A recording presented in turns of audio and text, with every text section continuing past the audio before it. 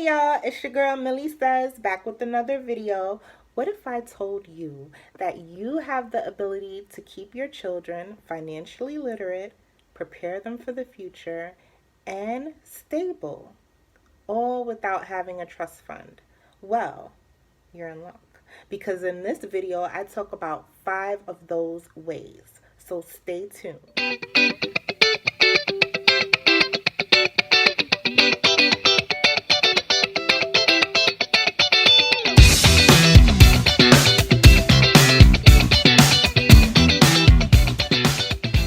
So the first thing you're going to have to do is educate yourself. That's number one, because you can't educate someone on something unless you know what you're talking about. And if you don't know what you're talking about, your kids will know.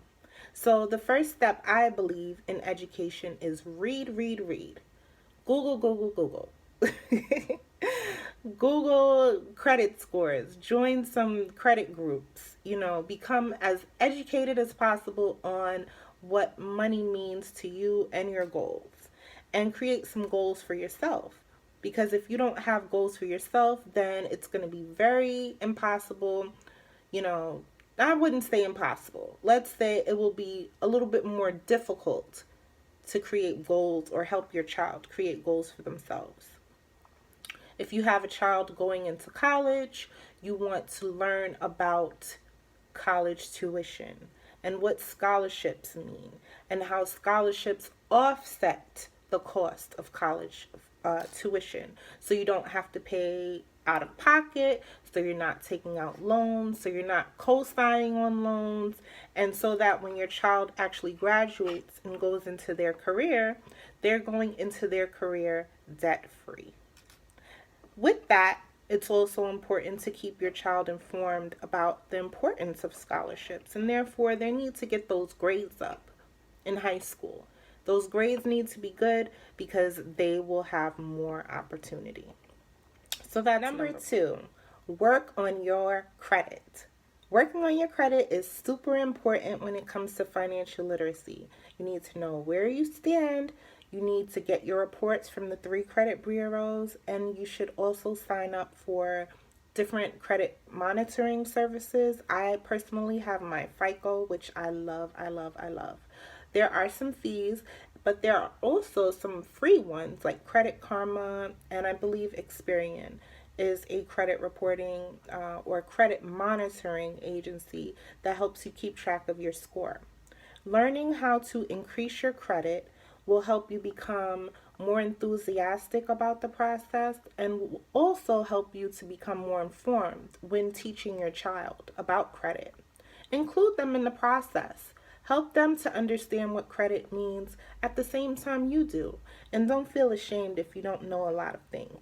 You can learn together. Number 3, sign up for a secured card.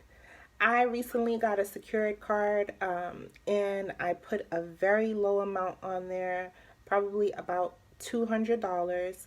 And after keeping the credit utilization low and paying my bills on time, it will increase. And then I'll get my deposit back.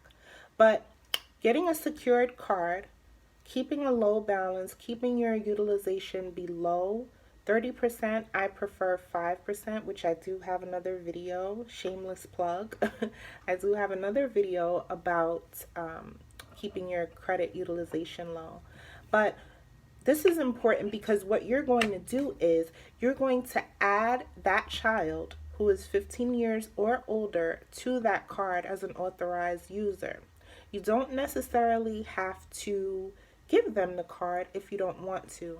But this is also something to consider when trying to teach them about credit, credit utilization, and being responsible. So you're going to add them to that card, and this will help them start to build a line of credit.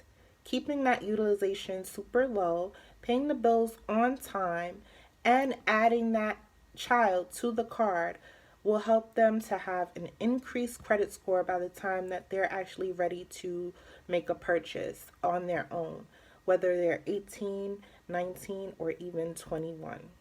Number 4, give them the responsibility of paying a bill, whether it's the cable bill, the light bill, or even rent or mortgage, helps them understand the process of paying bills.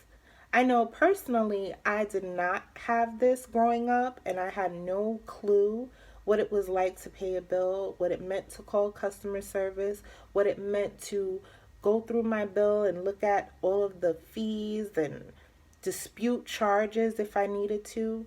And I believe starting out at a younger age would definitely help prepare children for this process so that they're a lot more informed and it doesn't come as a surprise when they have their own apartment or their own home and their own responsibilities. It'll be a piece of cake. Don't you want that for your child?